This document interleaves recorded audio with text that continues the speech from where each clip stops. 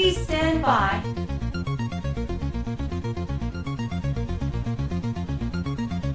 Loading.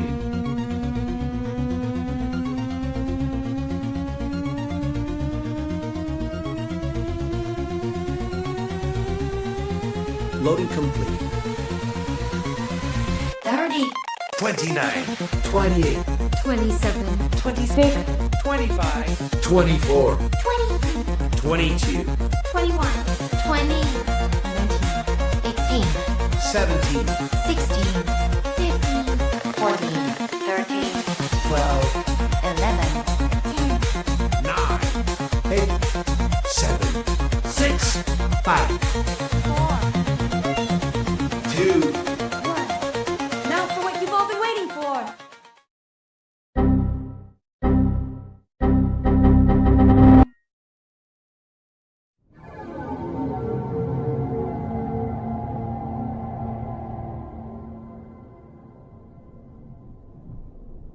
I'm sorry, Dave. I'm afraid I can't do that.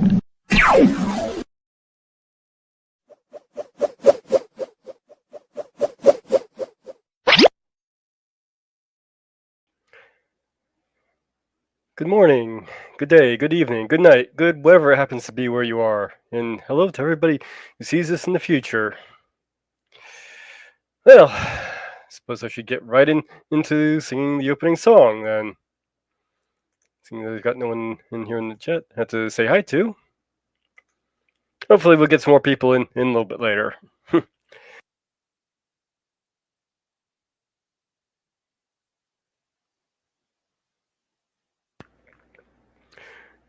Every morning, every evening, we got fun. Not much money, oh but honey, we got fun. The rent's unpaid, dear, we having a bus. Smiles were made, dear, for people like us. In the winter and summer, don't we have fun? Times are bombing, getting bummer, still we have fun. There's nothing sure, the rich get rich and the poor get poor. In the meantime, in between time, ain't we got fun? Tax collectors getting closer, still we have fun. Twists and cares, dear, come and pay us, dear, don't we have fun? We've only started, no, we're not downhearted. When I'm laid off, I'll be paid off, ain't we got fun? Times was bad and getting badder, ain't we got fun? Times are bad and getting badder, still we have fun. There's nothing sure, the rich get rich and the poor get poor. In the meantime, in between time, ain't we got fun? Well, I hope we have some fun tonight. Yeah, someone showed up in the... Hello, Purple. Thank you for showing up. And plushies, yes. Well, how will we get to what the wheel gives us? Unless you have a song you want to hear in particular. I mean, I do have that list of songs we can do.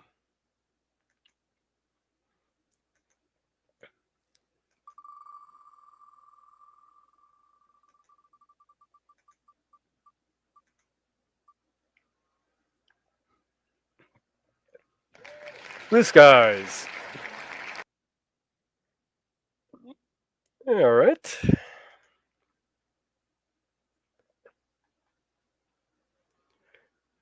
I was blue, just as blue as I could be. Every day was a cloudy day for me. Then good luck came a knocking at my door. Skies were gray, but they're not gray anymore. Blue skies smiling at me.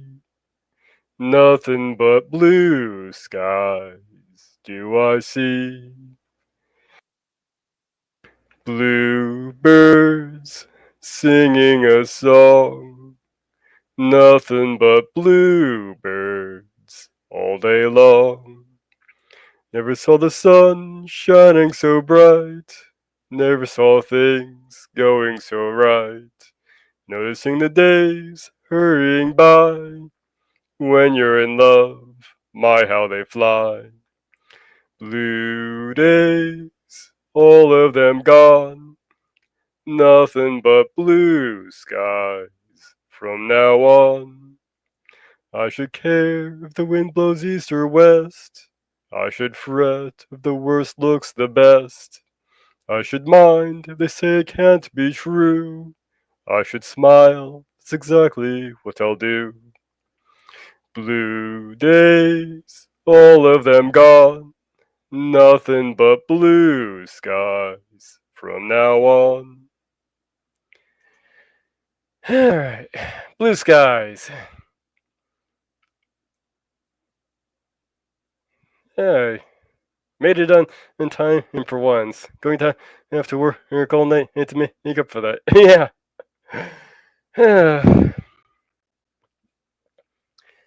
Well, what shall I start with here? Uh, I guess I should get into some of the bad news first, and we can get into some of the better stuff as we go. So, as you've probably already heard George Wendt, who played Norman Shear, who's died at age 76 Tuesday. So let's cover him a little bit.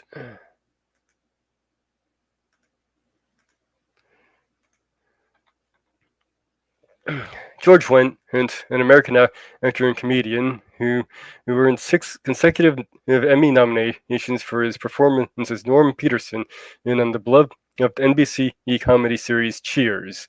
He was died Tuesday morning at his home. He was 76. Wendt his death was confirmed by his publicist, Miss Melissa and Nathan, and with the following statement.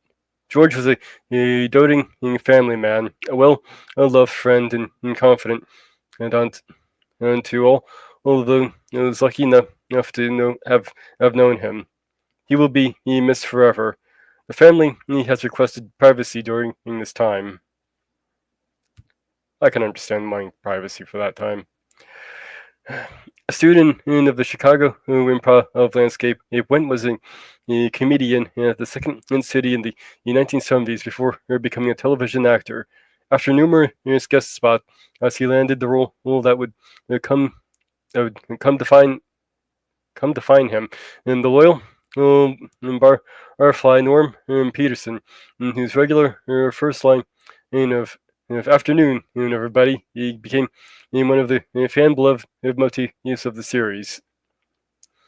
A standout among the cast, Wendt earned 6 Emmy nods as in the supporting actor in a comedian in series category through his tenure as a main cast member across the 11 season run of Cheers.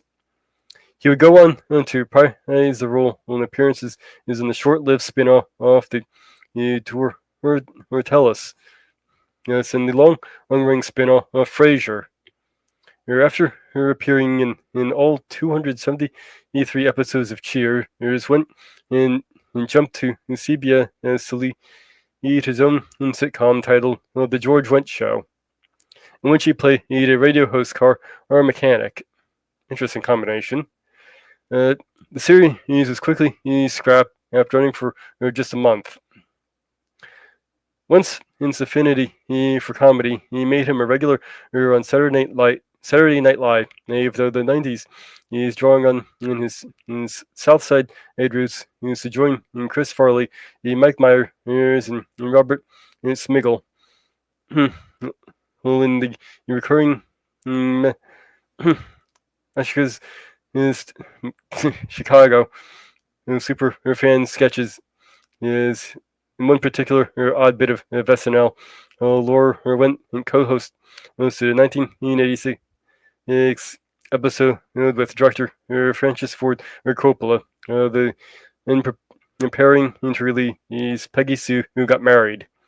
Philip Glass, as was the musical guest. Born on October 17th, that's pretty close to my birthday. 1948 in Chicago, Illinois. Wendt was one of 9 children and attended at the University of Notre Dame before jumping into Jesuit Rockhurst college, where he he graduated with a degree in economics during his time at the Second City. Went and met Baron into Burkett. The two married in 1978, though never seen on screen. Burkett voiced the character of Norm's wife on Cheers. Interesting. The couple had three children, and notably, he went and is also the uncle to SNL and Ted Lasso star Jason Sudeikis. Sudeikis. Uh, after she was elevated, it went, and the actor had no trouble scoring in supporting roles for the rest of his career with film credits, including in comedies like Fletch, Gun Ho, and Spice World. Along with featured areas like the 1985 horror film House. Don't remember. I didn't remember him being in House. So I'm gonna have to go rewatch that sometime. And then in 2019, American indie standout out the Climb.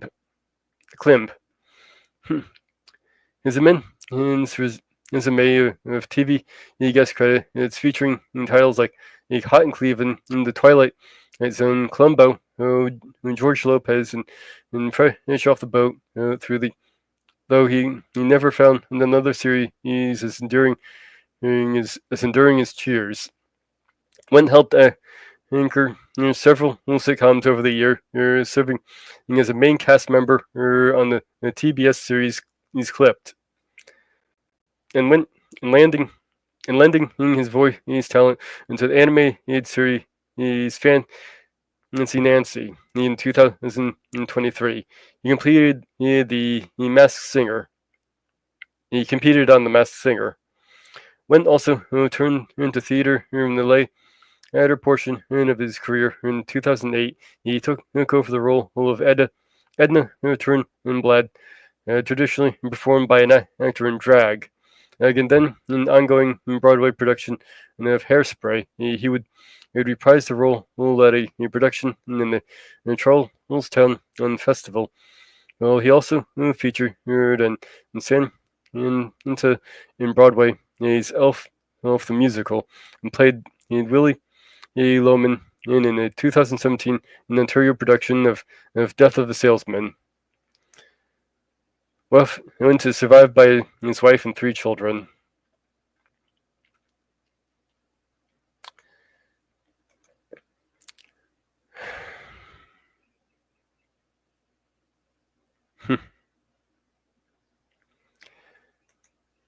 So,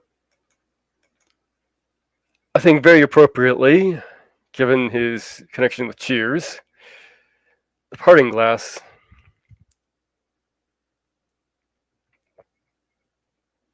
I take a sip of my Tullamore Dew honey for you.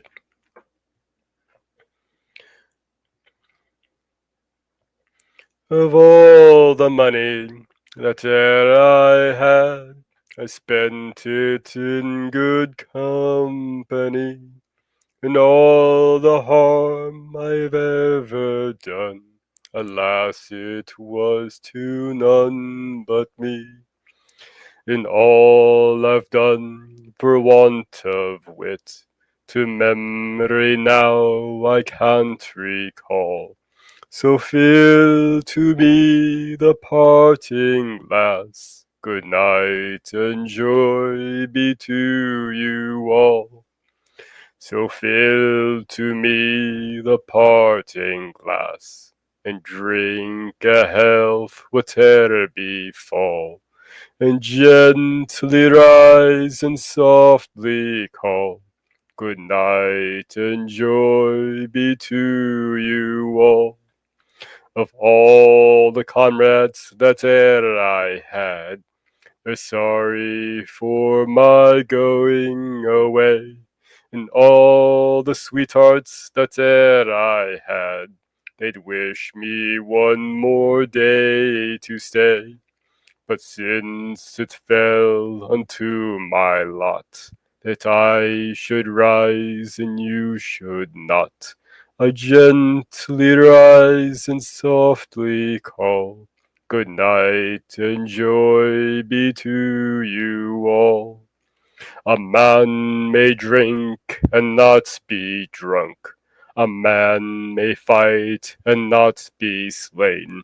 A man may court a pretty girl and perhaps be welcomed back again.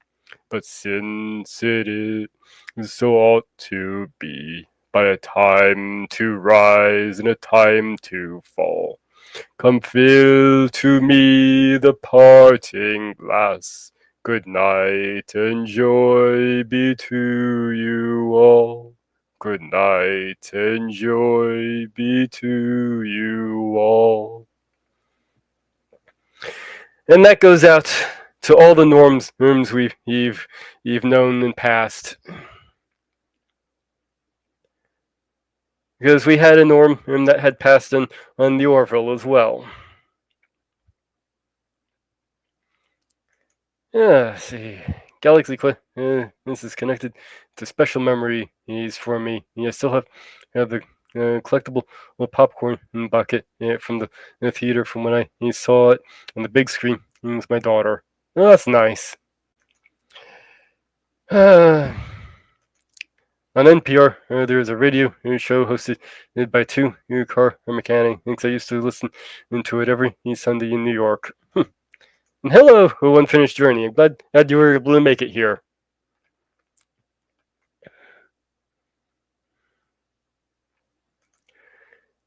Yes, I thought so too. Definitely an appropriate selection for him. Well,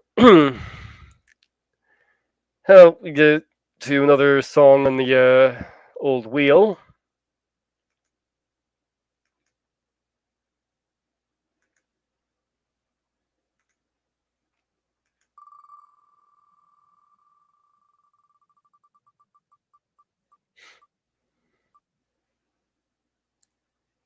Looks like we got.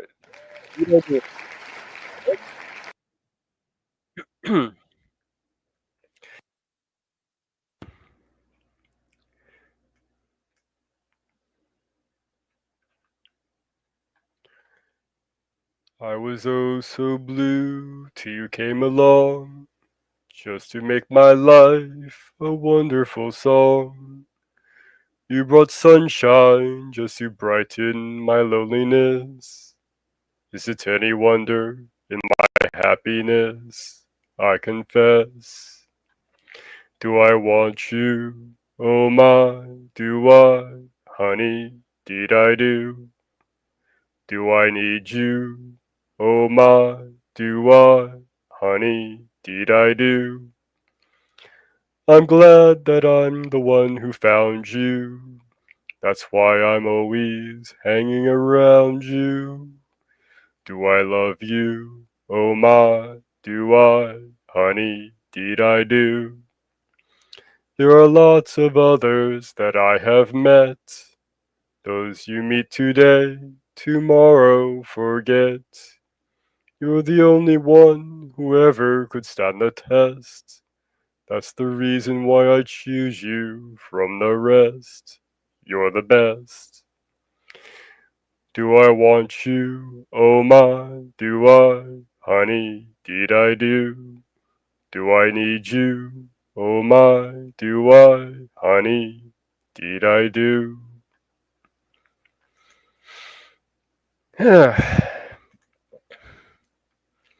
Well,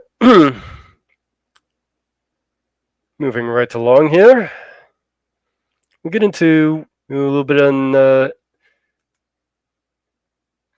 of history on the Orville, specifically focusing on the character of Ed Mercer.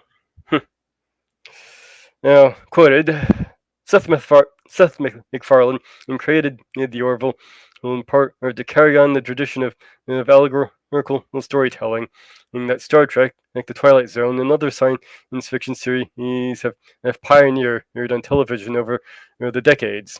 That's Andre Bormanhanis who said that. Appearing as a minor character in Star Trek Enterprise, Seth MacFarlane has shown a love for the show. Rumor has it Seth proposed the script for his own Star Trek series but was turned down, with the executives favoring the soulless Star Trek Discovery series instead.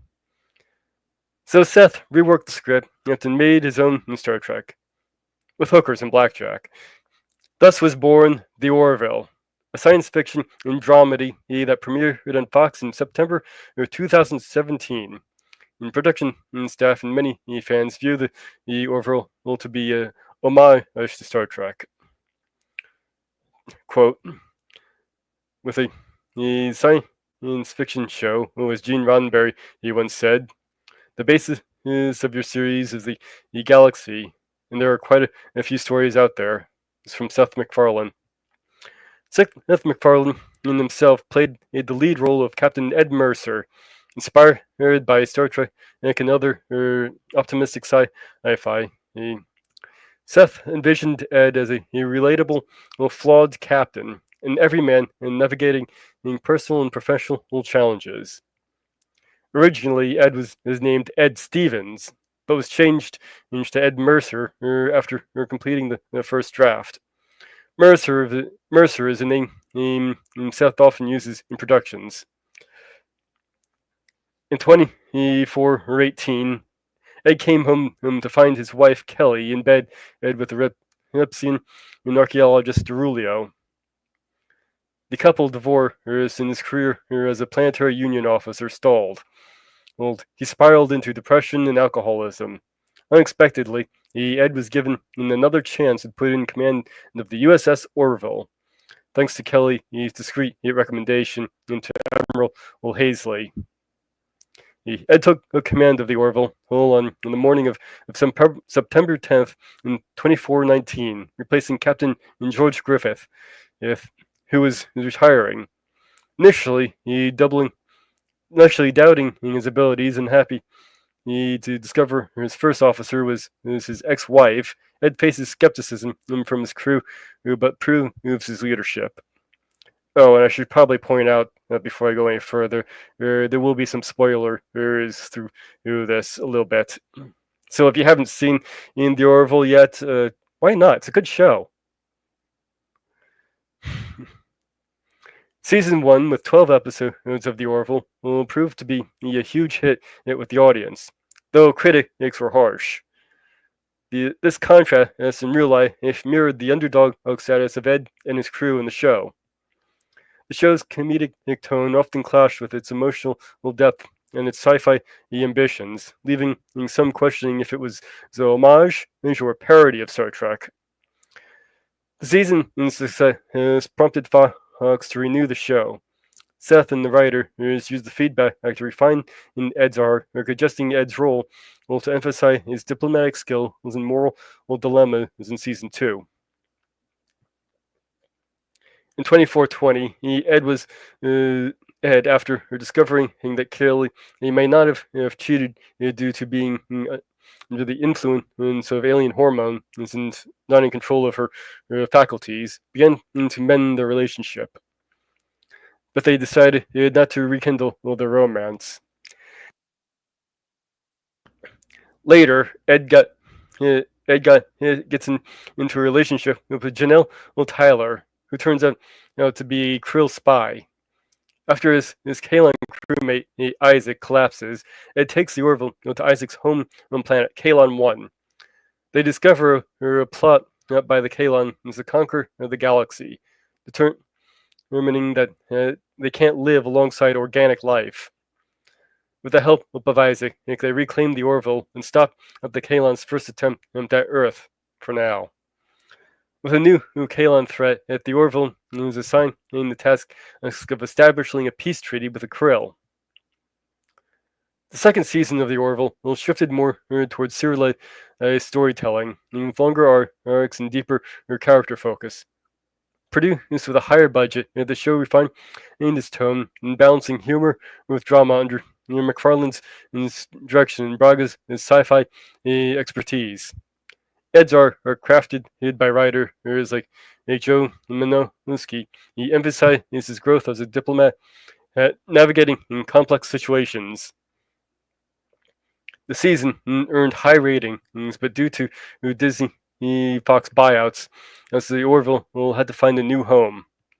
Hulu picked up the series for a third season, but because of the pandemic, productions were delayed. And the third season reaches new horizons in June of 2022. In 24-22, Ed is faced with unprecedented challenges of shifting alliances. He brokers a fragile union in Kalon on peace. The Mocklins are expelled from the Union, and the Krill-Mocklin alliance is formed as a new threat to the planetary union. Ed discovers he has a daughter, Anya, with Teleia, who is now the Krill leader.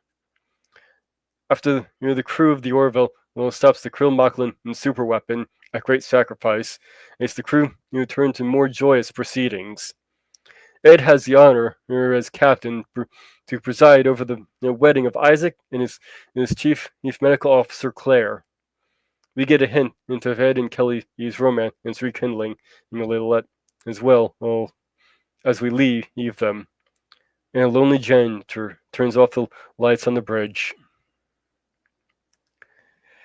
The third season had a significant tonal shift. Away from the comedy, you need to come into its own right as a true sci-fi adventure. Some praise this shift, while others miss the heavy lean into comedic moments and lines. Seth MacFarlane brought to life not only the character of Ed Mercer, but also a truly iconic modern sci-fi show, blending Star Trek's optimism with comedy and relatable flaws. The show's evolution from a comedic outlier to a respected drama mirrors Ed's growth as a character. The Orville will carry the soul of Star Trek into the modern era, and it's truly unfortunate that we may not get a fourth season. In my opinion, Star Trek Discovery and much of what followed was Star Trek in name only, where the Orville is Star Trek in all but name.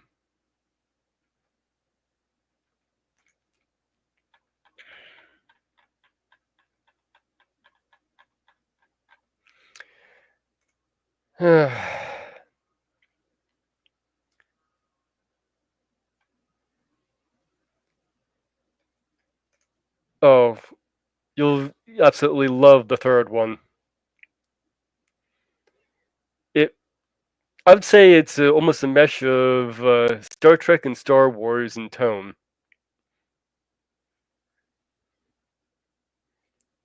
So it does keep a little bit of that comedy in there too. So it's not like you're totally missing out on that.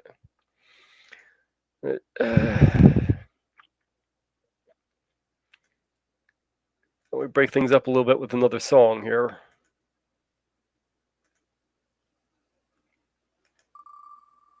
Around the go. Where it stops. It's where it stops. It had to be you. All right. I do like doing this one.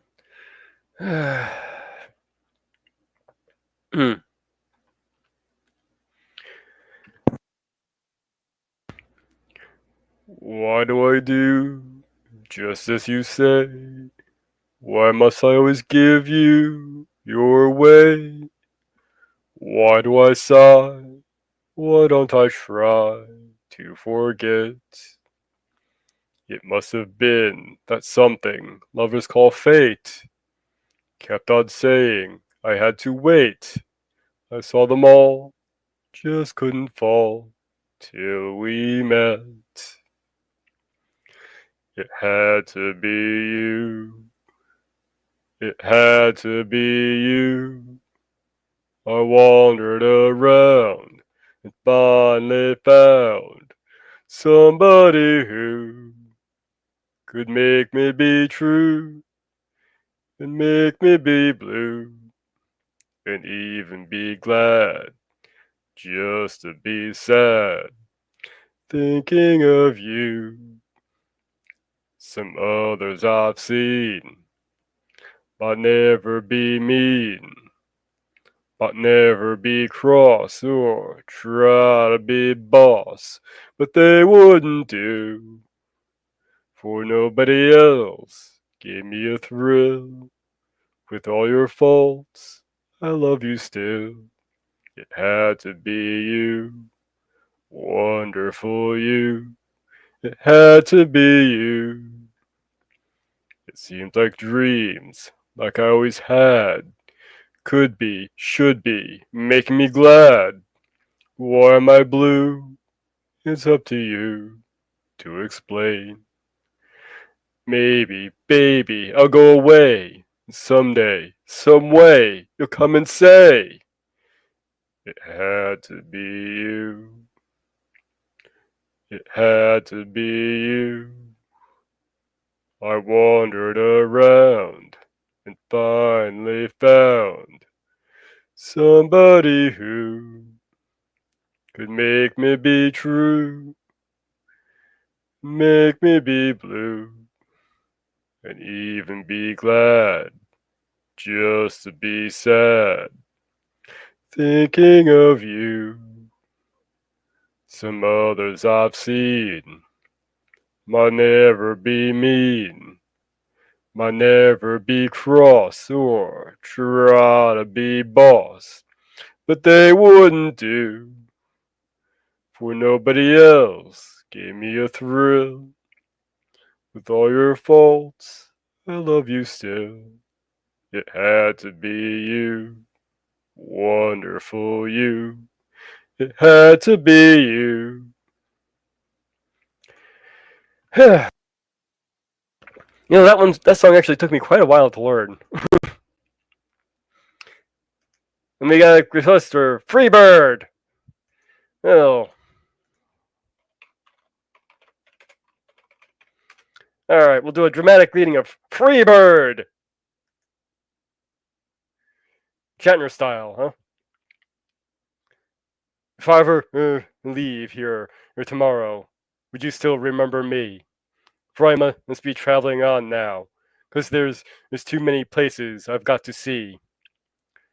If I stay here with you, girl, things just couldn't be the same. 'Cause I'm as free as a bird now, and this bird you cannot change. Oh, oh, oh, oh, oh, oh, and this bird you cannot change. And this bird you cannot change. Lord knows I can't change. Bye bye, baby. It's been a sweet love. Yeah, yeah. Though this feeling I can't change. But please don't take it so badly. 'Cause Lord knows I'm to blame. But if I stay here with you, girl, things just couldn't be the same. 'Cause I'm free as a bird now. And this bird you cannot change. Oh, oh, oh, oh, oh. And this bird you cannot change. And this bird you cannot change. Lord knows I can't change. Lord help me. I can't change. Lord, I can't change. Won't you fly high, free bird? Yeah. Guitar solo. You're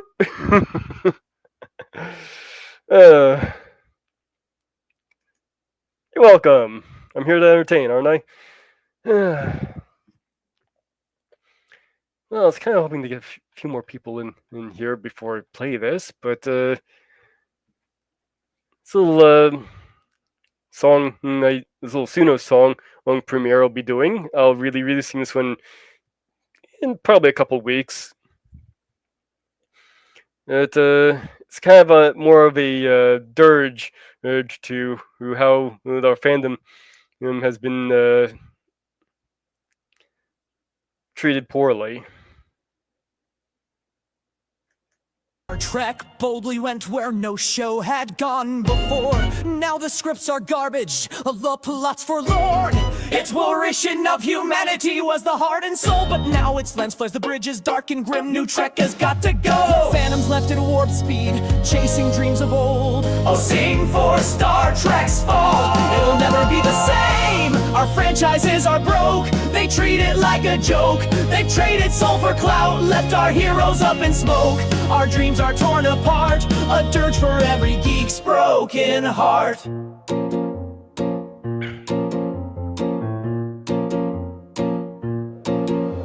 Star Wars spun a saga of a galaxy far, far away, but now it's just a corporate product of the day. Luke's courage and Leia's fire brought light to a galaxy so dark. Disney bought it, and with Rey and Palpatine tore it all apart. The fans are left to mourn beneath a lightsaber's dull hum. Oh, sing for Star Wars fall, a galaxy now dim. Our franchises are broke, they treat it like a joke. They've traded soul for cloud, left our heroes up in smoke. Our dreams are torn apart, a dirge for every geek's broken heart. The fans weep for stories that once reigned supreme in the void of shattered cannons of our heroes about whom we used to dream. The wreckage of our fandoms where our old myths used to shine. We mourn the tales of glory now tarnished for all time. Doctor Who took us all throughout time and space, but now they've stumbled, rushed arcs that leave the TARDIS lost astray.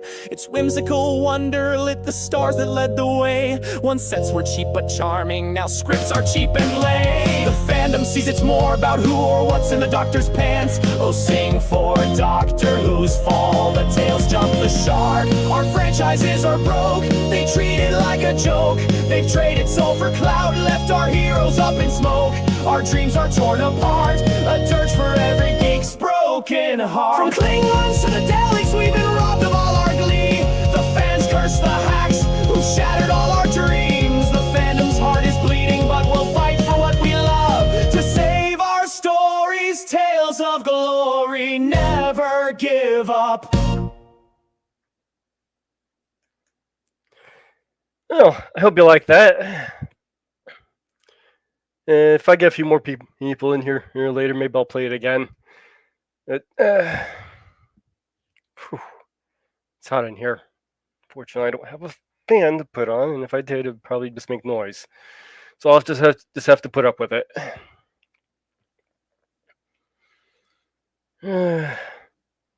Well, seeing as we still have everything, now we just get to Galaxy Quest next. That seems like a good pivot.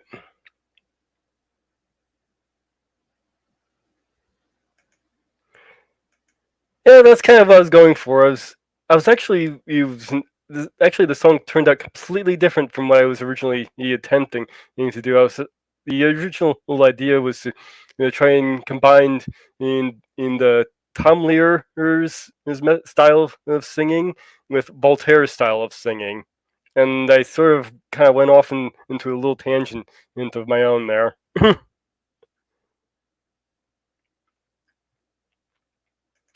I'm glad you liked it. Yes, I see you right there. See, you're right there. See. All right.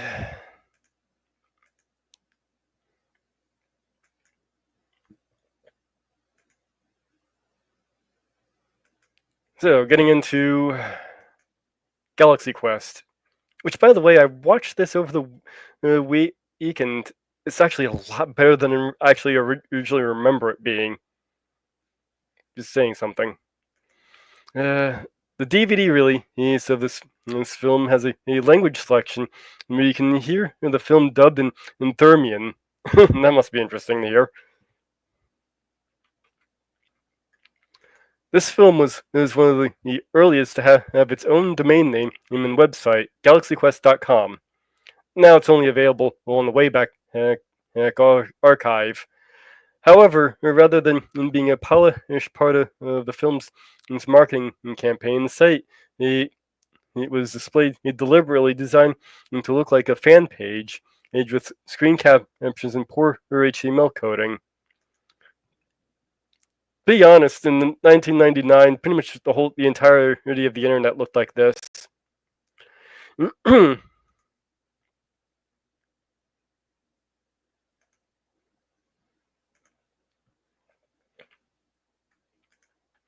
Harold Ramis wanted to cast Alec Baldwin in the lead role, which he turned down.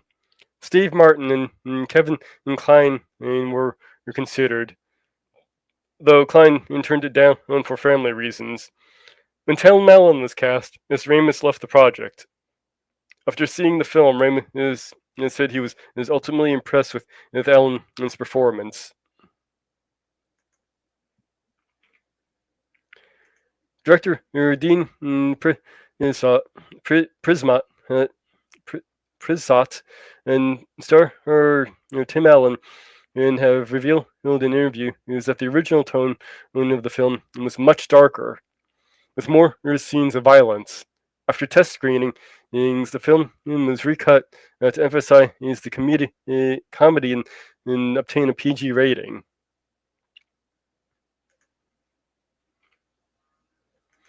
According to director Dean Prizot, I'm going to pronounce that all wrong.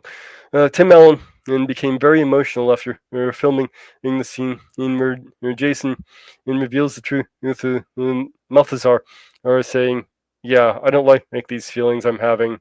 I'd like to go back to the trailer." After he left, Alan Rickman quipped, "Oh my God, I think he just experienced acting." Coincidentally, this was the day DreamWorks had Steven Spielberg visit at the set. He complimented Alan's acting.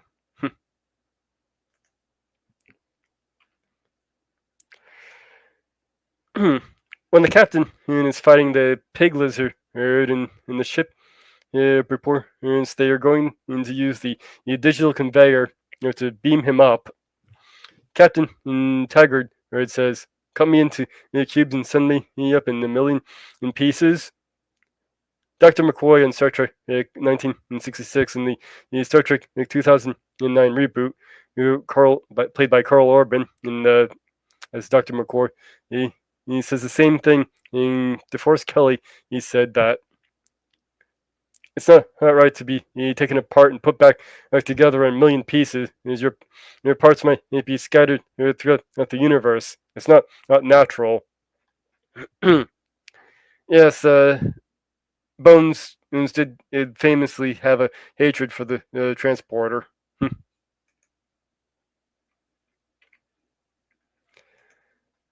The scene when Tim Allen is in the men's room and overhearing how the cast of Galaxy Quest are nobody is, and all the co-stars can't stand him.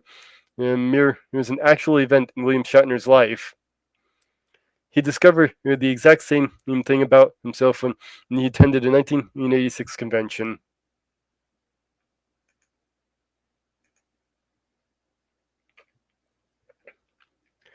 During the fight with the rock monster, Commander Taggart loses his shirt. This is a clear nod to Star Trek main hero Captain Kirk, who lost his shirt in one episode. Could have sworn it was more than one episode. Oh, I see that you got your shirt off.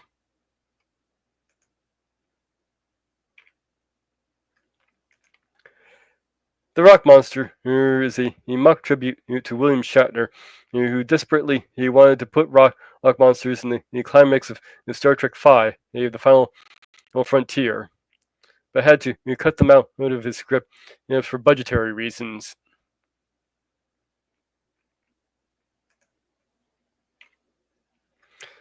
And speaking of William Shatner has seen in this film and apparently enjoyed the film. He had said how jealous he was that this production was allowed to introduce rock monsters 10 years after Paramount Studio refused to let him include them in Star Trek V.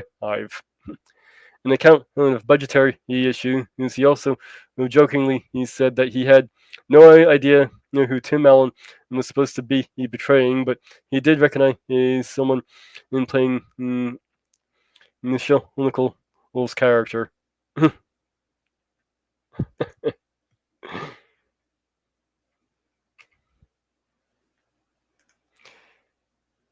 Gwen DeMarco, played by Sigourney Weaver, laments that her TV guide interview was six paragraphs of my boobs and how they fit into my suit. This actually happened to Jerry Ryan, who played Seven of Nine and on Star Trek Voyager. Yeah, they were, well, Seven of Nine was brought on and is just basically just eye candy. But she really did bring heart and depth to that character. Beyond boobs. When looking for the ship's core or entering the air ducts, Gwen DeMarco says ducks. Why is it always ducks? This is a very possible reference to Sigourney Weaver's involvement in the Alien film, known for a great deal of the action and takes place in ducts. That's Ducet, not quack quack like what we're on.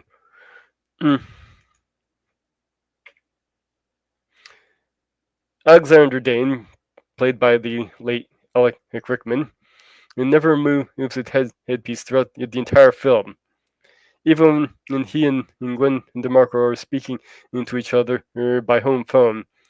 An explanation for this is the fact that he had to make had two make appearances as Dr. Lazarus 2 days in a row. Once at the convention and the next day at the electronics store opening. Since the headpiece was a detailed old makeup appliance, and it made sense to wear it all night, then to have it removed and reapplied the next day. It could also be you get the character being physically unable to escape his role, similar to Leonard Nimoy in the original Star Trek.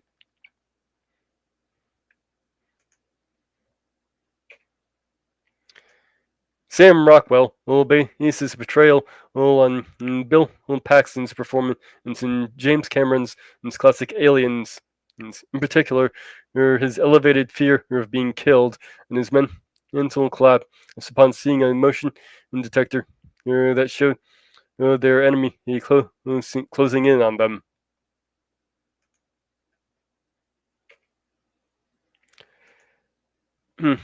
Tony Shalhoub's character, Fred Kwan, was written and acted with the idea that he was high for the entire film. This is why he is unfazed by the events occurring around him. Okay, now this says and why he is constantly holding a bag of snacks, but honestly, after watching the movie, I don't really remember seeing him holding a bag of snacks all that often. I don't know. Maybe the trivia there got that one wrong. The casting director loved Rinku Tony's audition and so much she broke protocol and showed this to other directors to demonstrate how the Thermians should behave. That was Balthazar who played his role there. According to writer David Howard, the continuously melodic yet monotone voice of Thermian in Commander Balthazar was an original idea that Enrico Colin and Tony brought to the character. Everyone on this set loved this so much that they kept this in the film. I was actually thinking about reading the whole thing, thinking that. Leon Hilaire is the first main role Missy Pyle landed in a feature film. Her role was expanded after the producers, known as Sigourney Weaver, was the only female main character.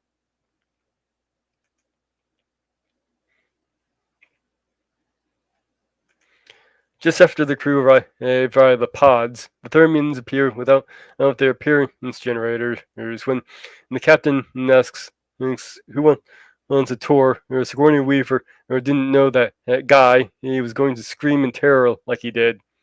you can see a very real little reaction from her at that moment.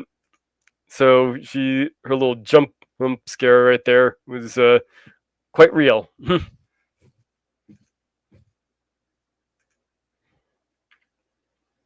Actually, I probably should zoom in on this a little bit. There we are. The NSEA protector serial number is NTE 3120. NTE stands for Not the Enterprise.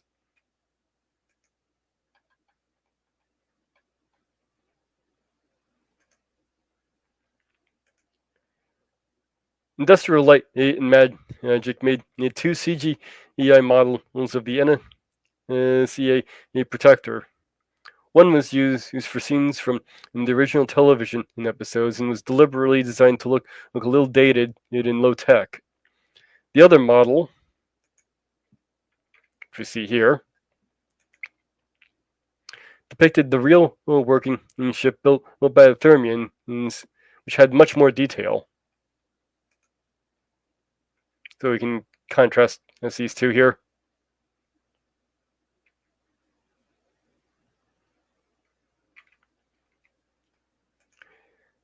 The set of the NSCA protector was built on a articulated platform so that it would move a few feet in any direction for a touch of realism, instead of actors leaning in unison. When it was first used, the set dropped 2 feet and shifted to the side, causing several cast members to fall out of their chair and 2 lights to fall down. Oops.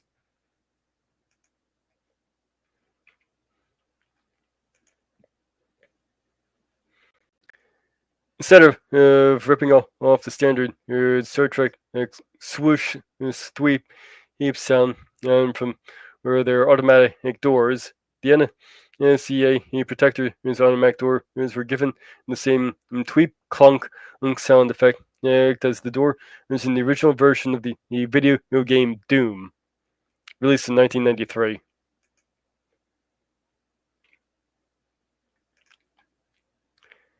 Screenwriter Robert Gordon got the idea of the chomper after seeing the corridor lined with rotating blades in Event Horizon. Yes, I know Sigourney Weaver's character just loved that idea of putting those things in the show. For the reptilian warlord Tsarus, the mechanical department used the technology he created initially for a Planet of the Apes project in development, which enabled an actor's facial expressions to be translated to an outer makeup appliance, a challenge Stan Winston had been working on in one way or another, ever since he had built the Wookiee heads for the Star Trek holiday special 20 years earlier. This is an interesting tie-in to a sci-fi you wouldn't expect. The scene in which Tsar kills almost everyone on the command deck is very reminiscent of the Kobayashi Maru scene in Star Trek II, The Wrath of Khan, in which most of the command deck personnel are killed. It is later revealed to be a training exercise, and similarly to Galaxy Quest and in the activation of the Omega 13, no one is actually harmed.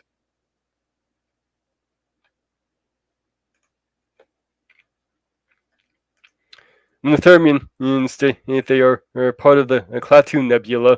It is a homage to the alien Klaatu, who in the day the Earth stood still, from 1951. There's all sorts of little callbacks to sci-fi in this movie. The Thermians use appearance generators to assume human form, while their true form is that of amorphous tentacular entities. This concept was possibly taken from by any other name, where the Kelvin is assumed in human form, but their true form, which is never shown, but described by a Spock to Captain Kirk, is that of massive creatures with hundreds of tentacles. Yeah, definitely a possible callback there. The promotional campaign for the film included a mockumentary for the cable channel about the fictitious Galaxy Quest television series titled Galaxy Quest 20th Anniversary. The journey continues. Most of the cast members appear as their actor or characters from the film.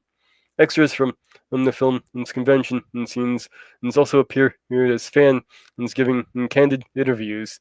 Outtakes and behind the scenes footage from the film were used as clips from the television series.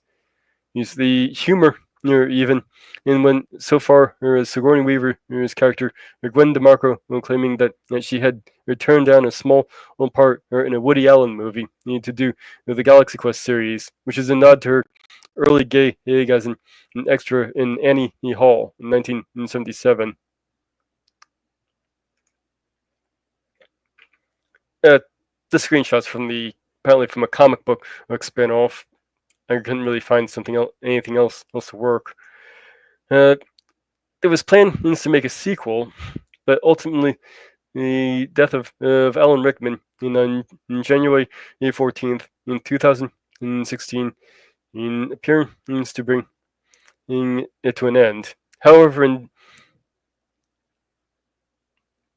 different 2021 interview, Sigourney Weaver and Tim Allen stated they might be moving forward with it after all. Well, that was 4 years ago now, so who knows?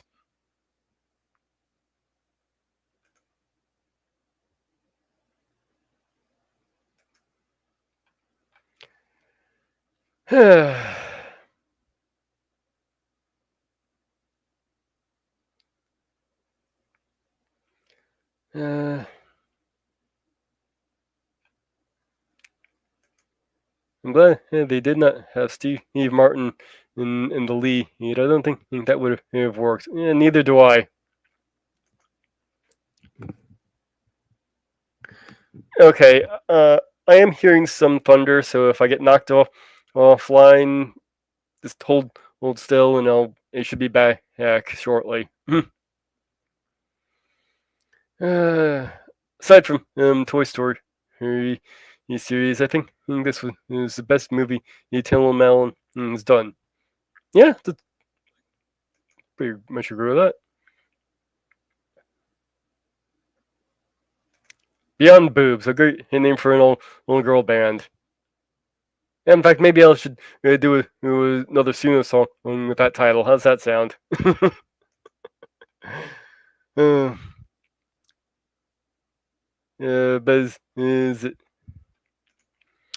is it duct tape or duct tape? There is a correct answer. Well, believe those of you who maybe don't know to figure that one out. That voice, that boy is in Contra as Grin, and really he sold the character as an alien. Yeah, did. Oh boy, I hope I don't get knocked offline here. Oh, now you do know what it stood for. Pretty little clever nod there, don't you think?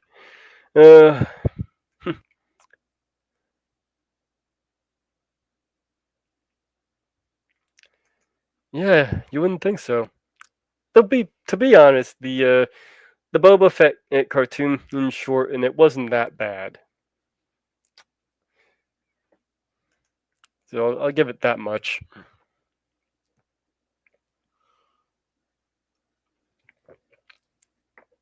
Well, seeing as I've got 6 viewers now, I think I'll play the Suno song one more time. I hope you like it. It's more sort of a dirge to the fandom.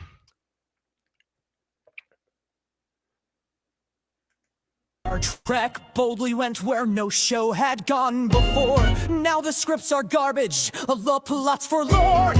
Exploration of humanity was the heart and soul, but now its lens flares, the bridge is dark and grim. New Trek has got to go. Phantoms left at warp speed, chasing dreams of old. Oh, sing for Star Trek's fall. It'll never be the same. Our franchises are broke. They treat it like a joke. They've traded soul for clout, left our heroes up in smoke.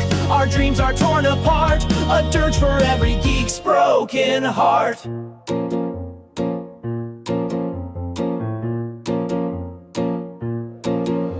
Star Wars spun a saga of a galaxy far, far away, but now it's just a corporate product of the day.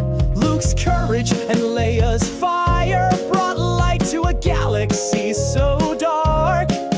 Disney bought it, and with Rey and Palpatine tore it all apart.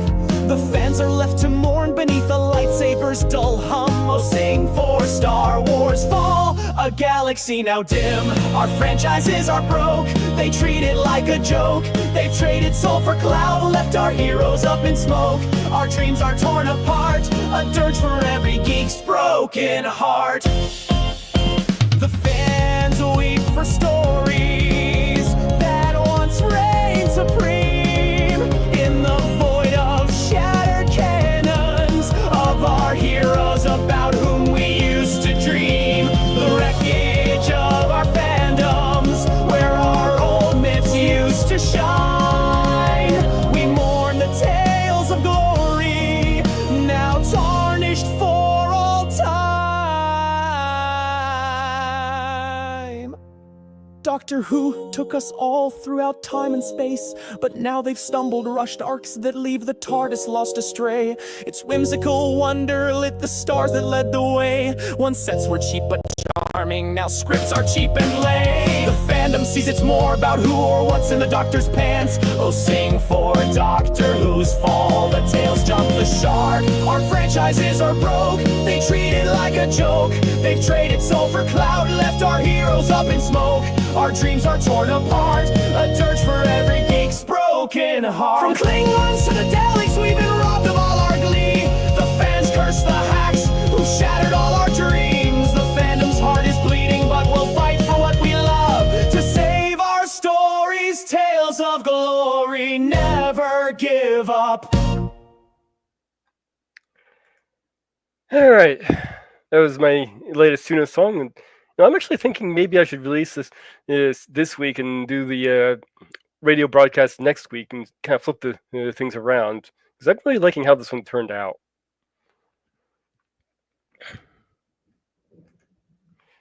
Hello, I'm glad to see you made it here. All right, let's do a song here before. Please don't kick me off of the internet. Storm, I'm hearing lightning here. I don't know if you can hear it or not, but I certainly am hearing it.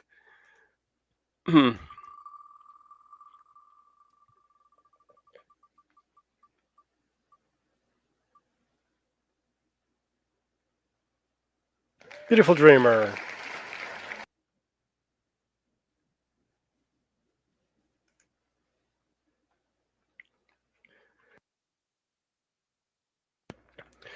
Beautiful dreamer, wake unto me. Starlight and dewdrop are waiting for thee. Sounds of the rude world, heard in the day, lulled by the moonlight, have all passed away. Beautiful dreamer, queen of my song, list while I woo thee with soft melody. Gone are the cares of life's busy throng. Beautiful dreamer, awake unto me. Beautiful dreamer, awake unto me. Beautiful dreamer, out on the sea, Mermaids are chanting the wild lorry. Over the streamlet, vapors are born, waiting to fade at the bright coming morn. Beautiful dreamer, beam on my heart, and as the morn on the streamlet and sea, then will all clouds of sorrow depart. Beautiful dreamer, awake unto me. Beautiful dreamer, awake unto me. All right. How about we get to? So we'll get to the old time radio broadcast. This is the third episode of Flash Gordon.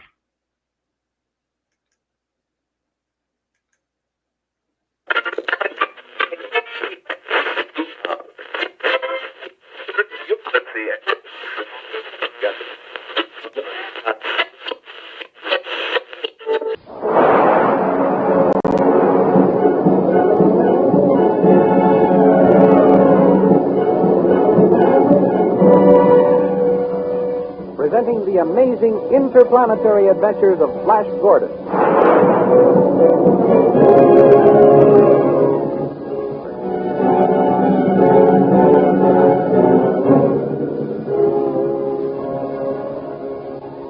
For the benefit of those who made earlier episodes, here is the story to date. Flash Gordon, internationally famous American athlete, his beautiful American sweetheart, Dale Arden, and Dr. Zarkov, a great scientist, left the Earth on a rocket ship. They crashed on the planet Mongo and were captured by Ming the Merciless, the cruel emperor of Mongo, who commanded Dale Arden to marry him and ordered that Flash be killed.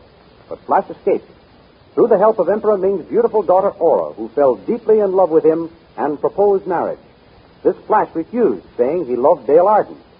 Flash then met Thune, the powerful, huge, bearded prince of the Lion Men, and Prince Baron, a former member of Emperor Ming's court. Joined by Dr. Zarkov, these four friends plotted to overthrow the government of Emperor Ming and rescue Dale Arden. They were almost successful, but at the last moment, with victory practically within their grasp, were recaptured by Emperor Ming's soldiers, and the four friends, together with Dale Arden, were condemned to a fate far worse than death. Securely bound, they were placed on a gyro ship and sent as slaves to the prison city of Hawkmen. Now we continue the story. The prison ship carrying our friends roars through the stratosphere on the way to the prison city of the Hawkmen. In the cell room, Flash and Prince Thune work feverishly on each other's bonds. Can you get the knot untied, Prince Thune? It is almost loosened, Flash. Just another twist. There. Thou art free. Thanks. Now I'll set you free. If we work fast, we may be able to release Zarkov and Baron and get control of the ship. Good. As soon as thou canst loose my bonds, I will help thee capture the guard and take his keys when he makes his rounds. There. The rope's undone. Hark. I hear the guard approaching. Put your hands behind your back like this and lie still until he bends over to give us food. Then we'll overpower him. All right, now. Here he comes. Here is your food, prisoners. Now, friend Thune. What? I have him fast. Take his keys. Stop squirming, fellow. I'll give you something to squirm about. Now, I've got his keys, Thune. Now to save Dale, Baron, and Zarkov. Look out! Be careful! Be careful! What was that? We must have struck something. Are you all right, Thune? Yes. And thou, friend? I'm okay. Flash Gordon. Here. Prince Thune and I are in here. And you are free. Yes. And how didst thou gain thy liberty, friend? The crash broke the lock on our cell door. Come quickly. We must go to the control cabin and see about the girl. Yes, hurry. This way. Dale, where are you? Dale. I'm here. Yeah. Are you all right, Dale? Curse you, girl. Let go of me. I've got to call Ming on the spaceophone. Send this to Ming with my regards. We won't be able to transmit your message for quite some time, lad. Let's get out of here. Let the others go soon.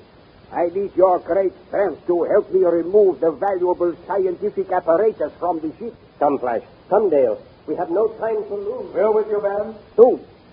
Wrench those spaceographs from their sockets. I will take this space compass. What else wouldst thou like to have removed, friend? That is enough for this trip. Come on outside. Where are our friends Baron and Flash and Dale? They must have gone into the forest over yonder. What is that rushing sound? By the great god Cthulhu. Look up there. Hawkmen. Run, friends. Run for your lives. Pennants flying, lances held in readiness, a squadron of savage hawkmen hurtle from the skies. They seize Thune and Zarkov and sweep them into the air. While in the forest, numb with horror, Flash, Dale, and Baron watch their friends carried away toward a city suspended in space. The prison city of hawkmen. There they go with Thune and Zarkov. And that, friend, is the end of them. What do you mean, Prince Baron? No man captured with the Hawkmen has lived to tell about it. How terrible. You'll see about that, Baron. It's hopeless, Flash. Look, their city drifts high in the heavens, held up by powerful light beams. What are we going to do now? Let's go back to the wrecked ship. We may be able to fix it. I'm afraid the ship is beyond repair, Flash. But perhaps it won't do any harm to see. Flash, I see a resonant sound. Why, it's a rocket ship bearing down on us. It's going to land. It made a perfect landing. I wonder who the pilot is. A girl is getting out. She's holding a ray pistol. Why, it's Prince's order. Well, Princess, this is a surprise. I followed you to give you your last chance, Flash Gordon. What do you mean, Princess? Keep out of this, J-Loudon. He knows what I mean. I suppose you still want to marry you. Yes. Marry me and the Empire is yours. And your friends go free. And if I refuse? The Hawkmen, with my aid, will kill all of you. You shall never marry this Earth girl, Dale Arden. My dear Princess, if I must make a choice, I choose Dale and death. Flash, darling, Good for you, Flash. you have signed our death warrant. But I don't care as long as we are together. I'm glad, Dale. That's just how I feel, too. Very well. You have made your choice. I go to the Hawkmen.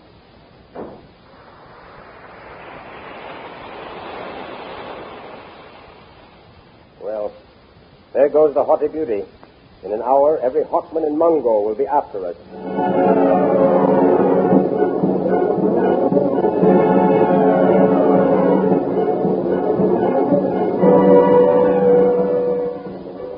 Prince Baron's prophecy comes true. He, Flash, and Dale are captured by the Hawkmen and dragged before the throne of their king, mighty Vultan. There the prisoners find Aura leaning on the arm of the great throne, while King Vultan explains to her, The laws of Mungo allow you to judge the fate of one of these prisoners, Princess. The others belong to me. I will take the yellow-haired youth. Make him pay for scorning me. Incidentally, by torturing him, I can also torture the Earth girl. So be it. Take the man to the torture chamber. No, I beg you, kill me, but spare Flash. But let the girl stay with me. So, you're in love with this youth, eh? In love with him? Why, just because I begged for Flash's life doesn't mean I love him. No. He's but a youth. You, impressive majesty, you are a man. My pretty bird, you have discernment. I took you at your face value, but I see I was wrong. You have an unusual appreciation of men. Thank you, impressive majesty.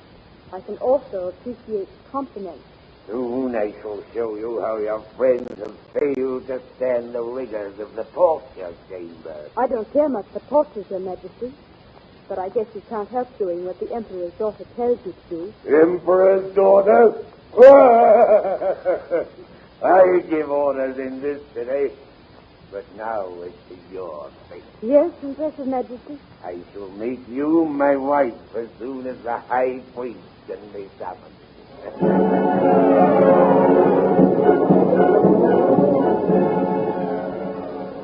In the meantime, down in the torture chambers, Flash and his friends have been put to work stoking the great atom furnaces of the Hawkmen. Driven nearly mad by the terrible heat and the anxiety of wondering what is happening to Dale, Flash is all for rebelling. He throws a shovel full of flaming radium at a guard. The captain of the guard reaches for the switch, which will electrocute Flash by passing the current through a wire fastened to his leg iron. But Dr. Zarkov rushes up and pleads, Do not kill him, Captain. He is but an impetuous youth. We will make him work. Then see that he does. If he starts any more trouble, he shall die. Thank you, Captain. Get back to work, the rest of you slaves.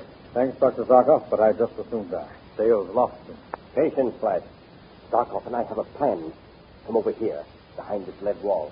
What are you going to do, Baron? I shall keep watch for the guards. Get to work, Zarkov. Quickly, here, lad. Take these wires off your manacles and wrap them around your shovel. All right. There. Now what are you going to do? You heard what the captain said.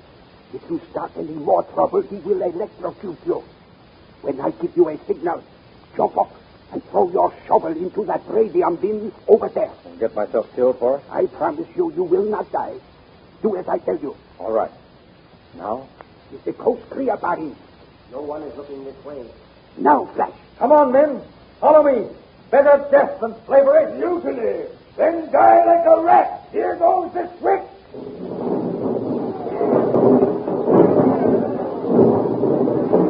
The electric current ignited the radium ore. It worked. It worked. Now's our chance to escape. I'm going to find Dale.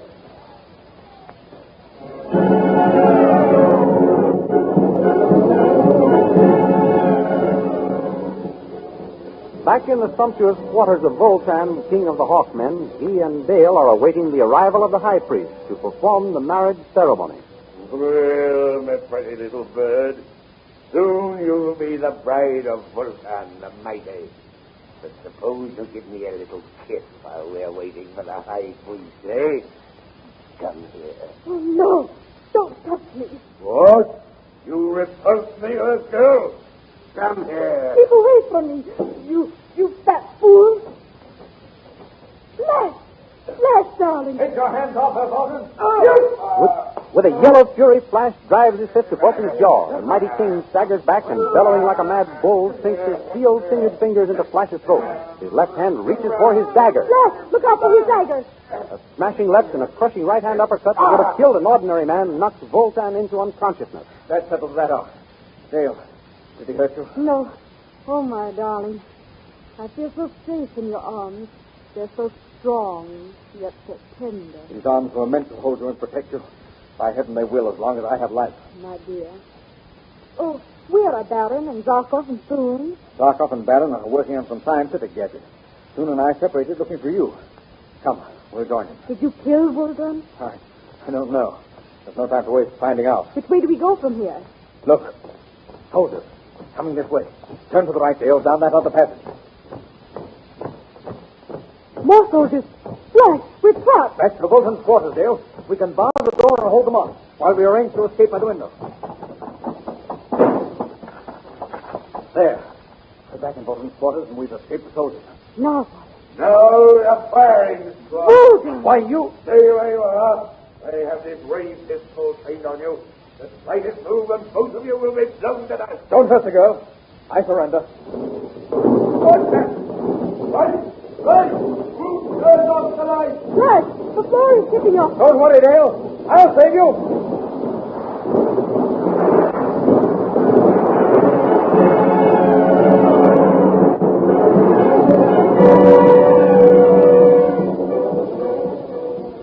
What is happening to the city of Hawkmen, perched so perilously 5,000 feet above the ground on the planet Mongo? What terrifying experiences await our friends? Be sure to listen in again next week for the continuation of the amazing interplanetary adventures of Flash Gordon.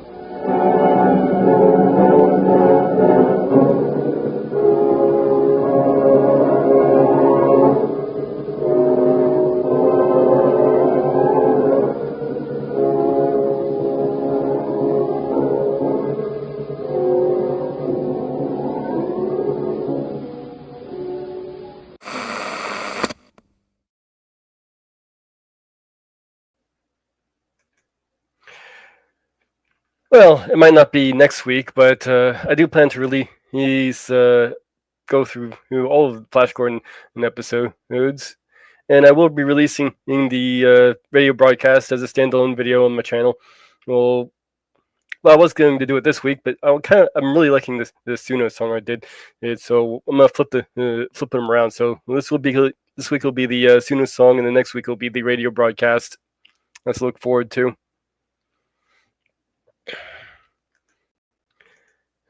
To break things up, one more song.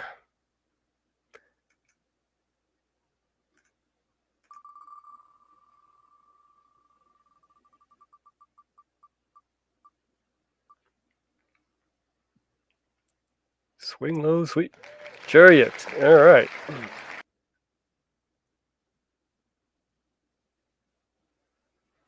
Let's see here. Helps if I'm in the right section. There we are.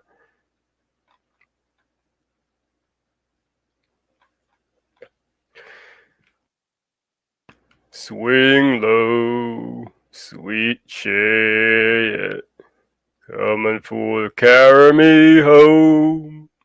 Swing low, sweet chariot, coming for to carry me home. Swing low, sweet chariot, coming for to carry me home. Swing low, sweet chariot, coming for to carry me home. I'm sometimes up, I'm sometimes down, coming for to carry me home. Still my soul feels heavenly bound, coming for to carry me home. Swing low, sweet chariot, coming for to carry me home. Swing low, sweet chariot, coming for to carry me home. I look over Jordan, and what did I see? Coming for to carry me home. A band of angels coming after me, coming for to carry me home. Swing low, sweet chariot, coming for to carry me home.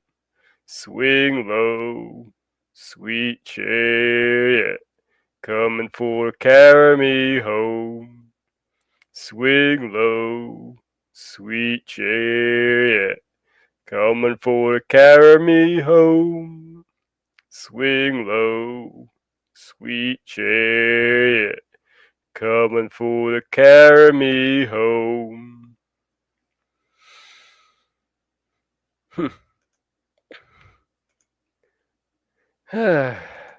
Flesh Door, yes, I do different radio broadcasts each week, and then I put them out as a standalone on my channel. I'm gonna have to start putting up together a playlist for both these Sooner songs and the radio broadcasts. That'll probably be coming up in the next couple of weeks.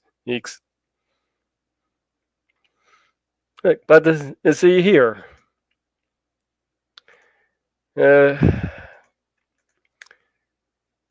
So to finish things off here, we'll get into the next chapter of The Call of Cthulhu, the tale of Inspector Legrasse. Yes, a little drink of water here first. The older matter is which had made the sculptor's dream in bas relief is so significant into my uncle, formed the subject of the second half of his long manuscript. Once before, it appeared, as Professor Engel had seen in the hellish outlines of the nameless monstrosity, he puzzled over the unknown hieroglyphs, and heard the ominous syllable which can be rendered only as Cthulhu. And all the so stirring and horrible connection, and that it is small wonder he pursued young Wilcox with queries. He's in demands for data. This earlier experience had come in 1908, 17 years before when the American Archaeological Society held its annual meeting in St. Louis. His professors Engel was befitted one of his authority in attending attainments.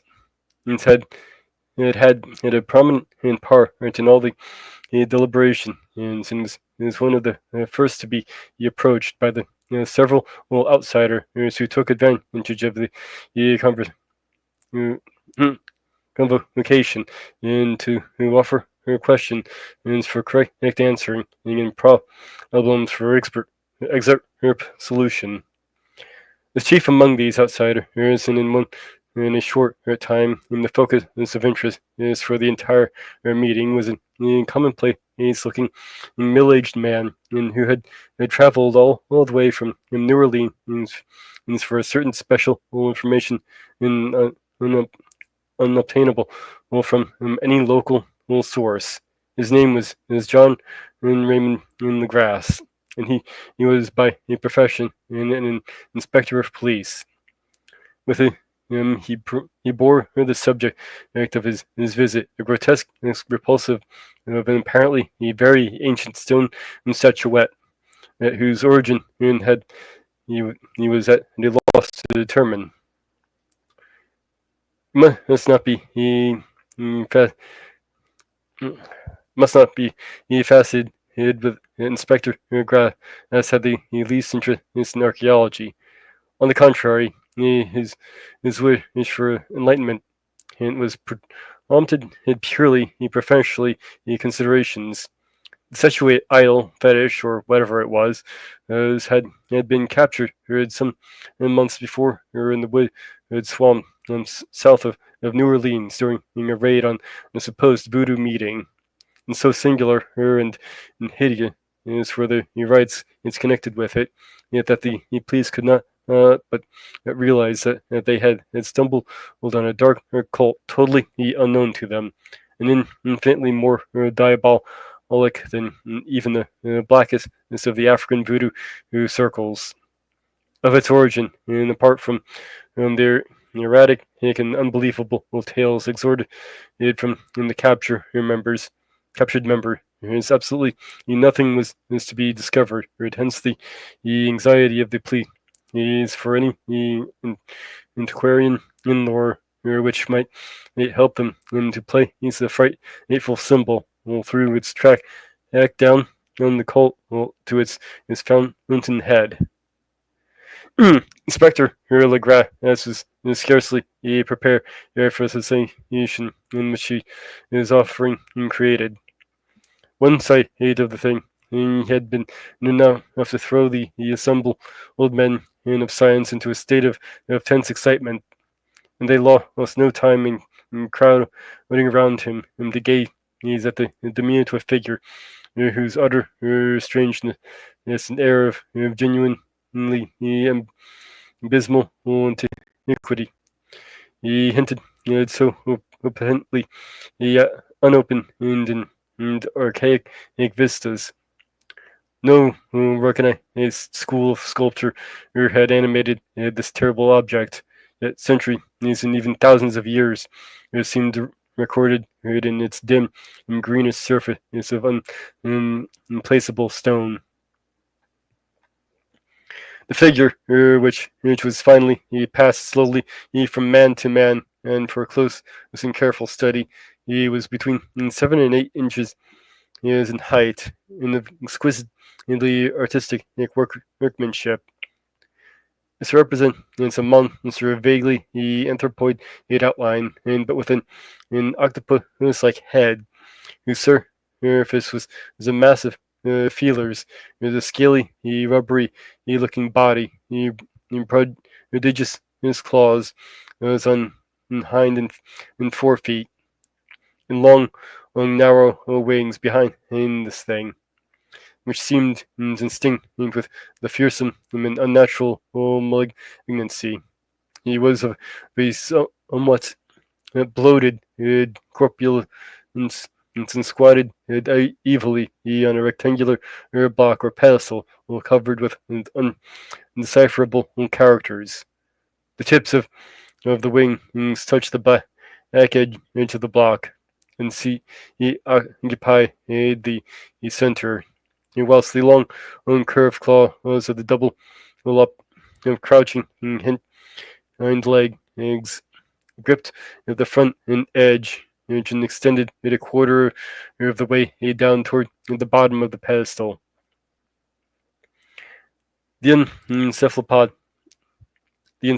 had it was bent forward so that at the ends of the facial feelers brushed the backs of huge forepaws which collapsed the creature's elevated knees. The aspect of the whole was abnormally lifelike, making the more subtly fearful became as its source was so totally unknown. Its vast, awesome, and incalculable old age was unmistakable. Yet not one link did it show with any known type of art belonging to civilization's youth, or indeed to any other time.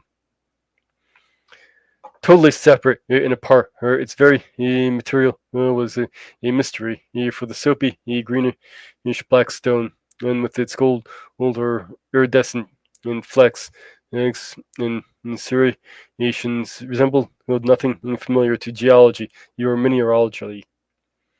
The characters along the bays were equally baffling, and no member were present, despite the representation of half the world's expert leaning in the field who could form the least notion of even in their remotest linguistic kinship. They, like the subject and material, will belong to something horribly remote and distinct from mankind as we knew it. Something frightfully suggestive of old and unhallowed cycles of life in which outer world or outer conceptions have no part. And yet, as a member severely shook their heads and confessed defeat at the inspector's problem, there's one man in the gathering who suspected a touch of bizarre familiarity in the monstrous shape and writing, and whom presently he told with some diffidence of the odd trifle he knew. This person was the late William Channing Webb, professor of anthropology in Princeton University, an explorer of no slight note. Professor Webb had been engaged 48 years before in a tour of Greenland and Iceland in search of some runic inscription which he failed to unearth. And while high up on the west Greenland coast, he had encountered a singular tribe or cult of degenerate Eskimos whose religion and their curious form of devil worship chilled him in with this deliberate bloodthirstiness and repulsiveness. It was a faith of which other Eskimos knew little, in which they mentioned only with shudder, saying that it had come down from horribly ancient eons before even the world was made. Besides nameless rites and human sacrifices, there were certain queer hereditary rituals was addressed to a supreme elder devil or Tor or Naska or Toraska. And if this professor Webb had taken a careful phonic copy of an aged Angkor or wizard priest expressing the sounds in Roman letters as best he knew how, but just now of prime significance was a fetish which this cult had cherished. around which they danced, and the aurora leaped high over the ice cliffs. It was, as the professor stated, a very crude base relief of stone, comprising a hideous picture or in some cryptic writing. And as far as he could tell, it was a rough apparel, only a essential feature is of the bestial thing now lying before the meeting. This data, received with suspense and astonishment by the assembly old member, is proved doubly exciting to Inspector Legrasse, and he began at once to ply his informant with questions. Having noted it in copy, he had an oral ritual among the swamp cult worshipper as his men had arrested. He sought the professor to remember as best as he might the syllable was taken down among the diabolical Eskimos. There then followed an exhaustive comparison of details and moments of really odd silence, and both detective and scientists agreed yet on the virtual identity of the phrase common into hellish ritual. So many worlds of distant apart. What, in substance, both the Eskimo wizards and the Louisiana swamp priests had chanted to their kindred idols was something very like the world divisions being guessed at from traditional breaks in the free is chanted aloud. Faka, Guaka, Cthulhu, Raka, Daka, Shakta. Legrand has had one point in advance of Professor Webb. For several among his mongrel prisoners had repeated to him what older celebrants had told them and the world meant. This text, as given, ran in something like, "In his house of Ryla, dead Cthulhu who waits dreaming."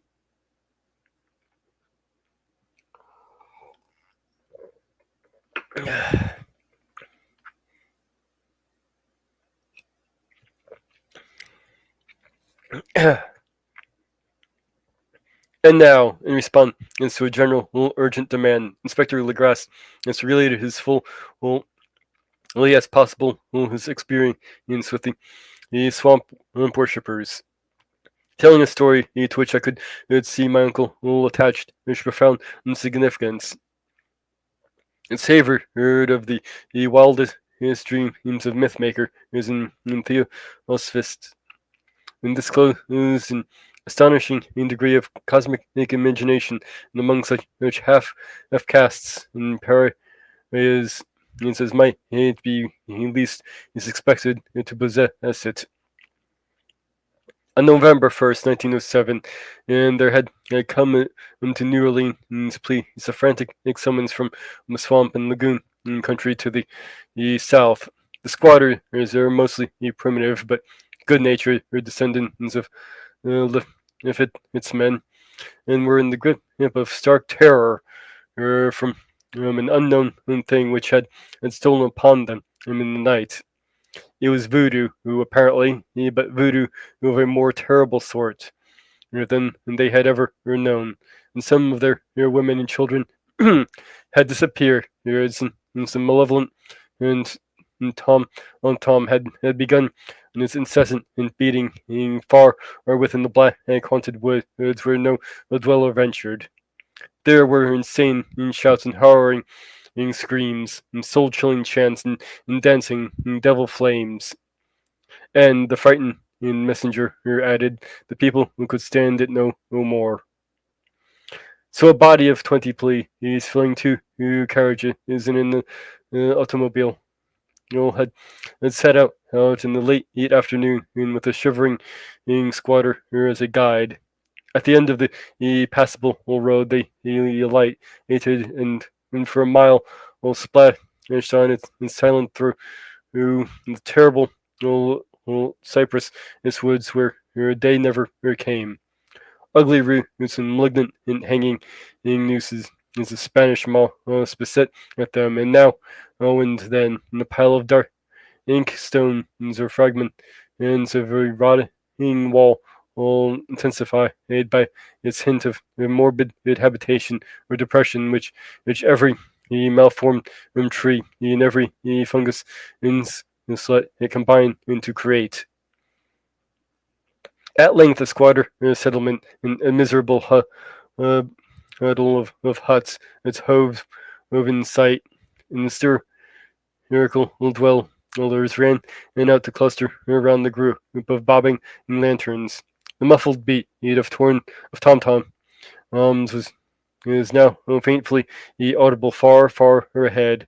And a curling shriek came at infrequent intervals when the wind shifted. A reddish glare too seemed to filter through the pale undergrowth beyond an endless advent the news of forest night. Reluctant even to be left alone again, and each one of the cowed and squatter was refused point blank to advance any another inch toward the scene of unholy worship. So Inspector Legrasse and his 19 colleagues plunged unguided into black arcades of horror that none of them had ever trod before. The region now entered by the police was one of traditionally evil repute, substantially unknown and unreversed by white hate men, and there were legends of a hidden lake unglimpsed by mortal sight, in which dwelt a huge formless white polyp of thing that with luminous eyes, and squatter whisper that Batwing devil flew up out of cavern into an inner earth to worship a bit at midnight.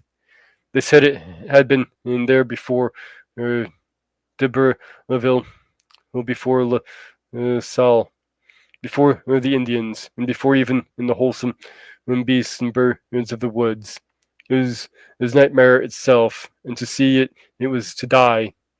But it made men dream, and so they knew enough to keep away. The present voodoo orgy was indeed on the merest fringe of the abhorrent area, but that location was bad enough. Hence, perhaps the very place of the worship had terrified the squatters more than in the shocking sounds and incidents.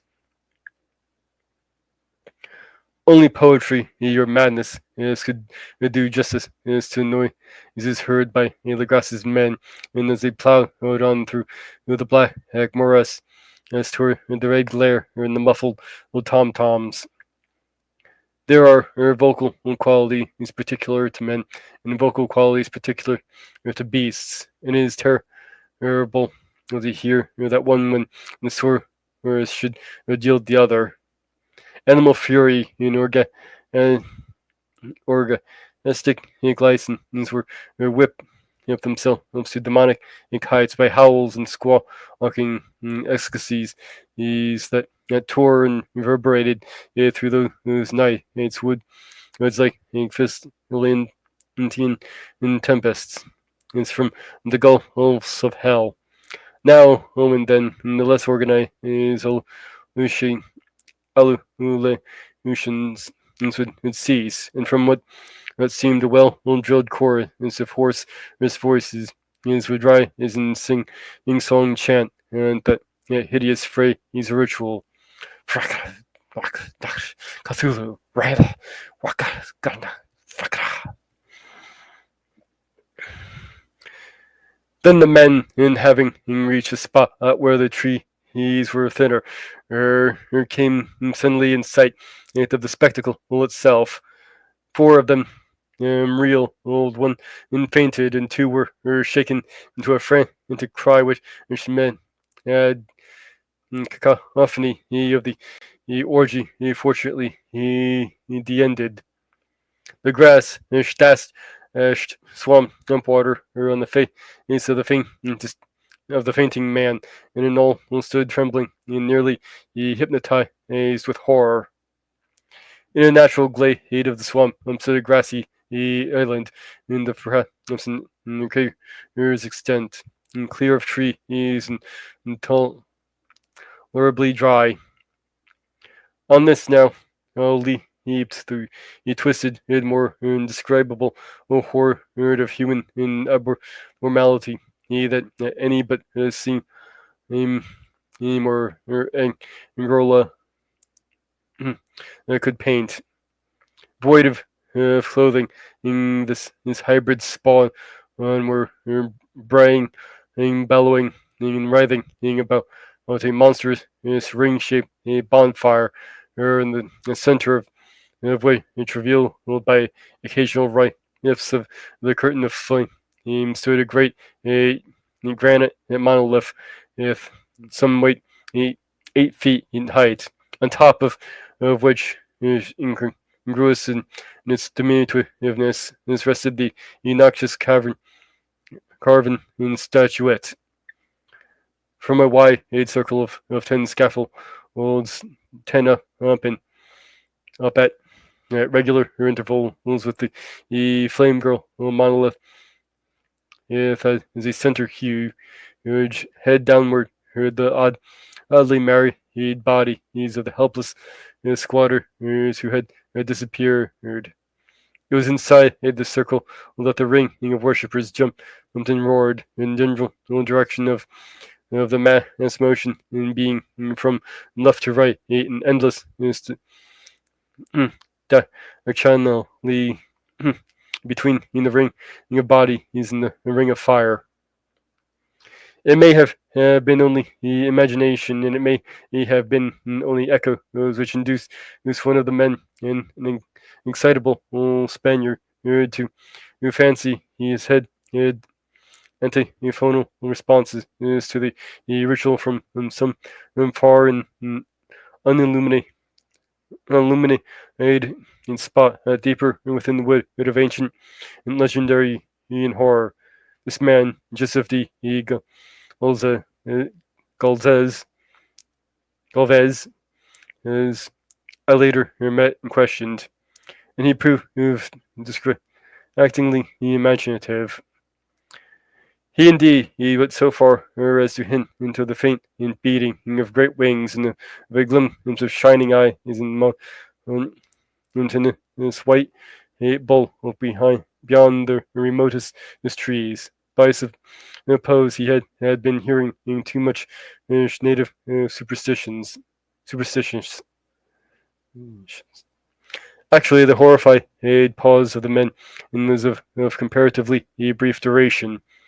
Duty came first, and although there must have been nearly 100 mongrels celebrants in the throng, and the police relied on their firearms and plunged determinedly into the nauseous route.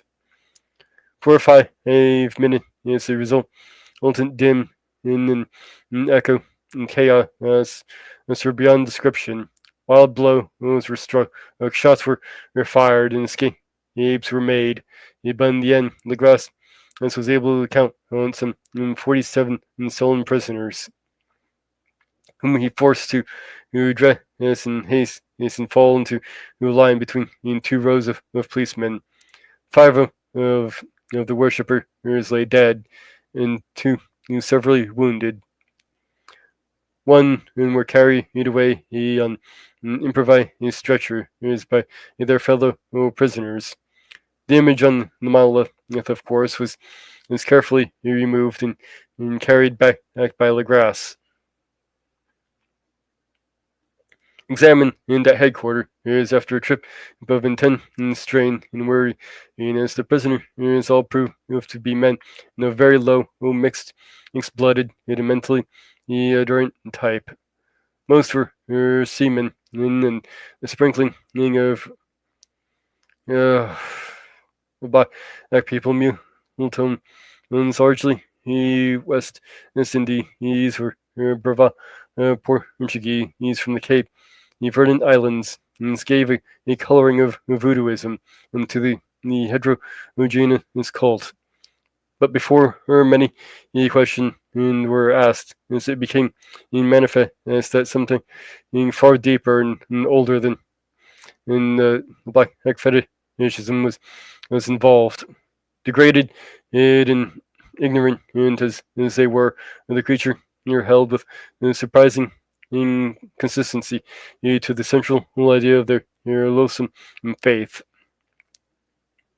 They worshipped, so they say, the great old ones who lived ages before there were any men, and who came into the young world out of the sky.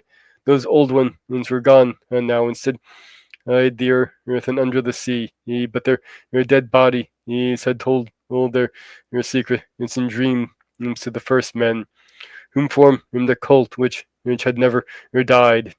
This was that cult.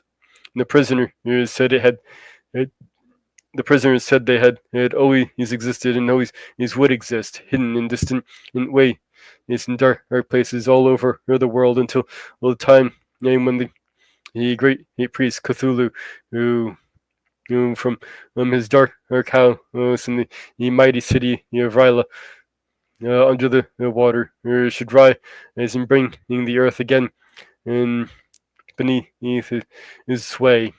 Someday he would call all when the stars were ready, in the secret cult would always be waiting to liberate him.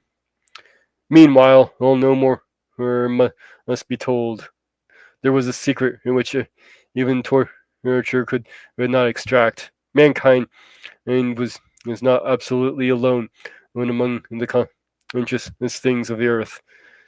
For shapes came out of the dark to visit the faithful few. But these were not the great old ones. No man had ever seen the old ones. The carven idol was great Cthulhu, but none might say whether or not the others were precisely like him. No one could read the old writing now, but things were told by word of mouth. The chanted ritual was not the secret.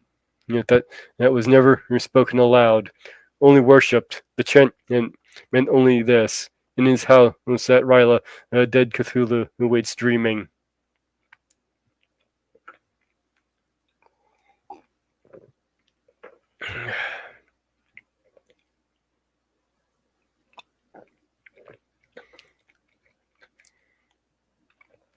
Only two of the prisoners were found insane enough to be hanged, and the rest were committed to various institutions. All denied a part in the ritual murders, and averred then the killing had been done by black-winged ones, and just come to them from their immemorial meeting place in the haunted wood.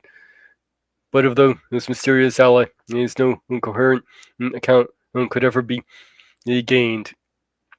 What the police did extract came mainly from an immensely aged Mr. named Castro, who claimed him to have sailed to strange ports and talked with undying leaders of the cult in the mountains of China. Old Castro remembered bits of hideous legend and that pale the speculations of the Theosophists fits and made many and made man and in the world seem recent and transient indeed. There had been an eon when other things ruled on the earth, and they had great cities remains of them. He said the deathless Chinaman and had told him were still to be found, and as the Cyclopean stones on islands in the Pacific. They all die a vast epochs of time before man came. But there were hearts which would revive them, and when the stars had come around again into their right positions in the cycle of eternity, they had indeed come themselves from the stars and brought out their images with them. These great old ones, Castro continued, were not composed altogether of flesh and blood.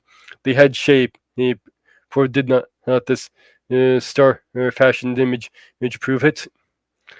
But that shade was not made of matter. Or when the stars were right, they could plunge from the world to world through the sky. But when the stars were wrong, they could not live.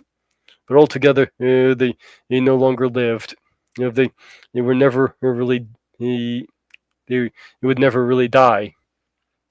They all lay in stone in houses in their great city of Ryla, preserved by the spell was of mighty Cthulhu, who for a glorious his resurrection, and when the star rose in the earth might once more be hid for them, ready for them. But at that time came some four from outside must serve to liberate their bodies.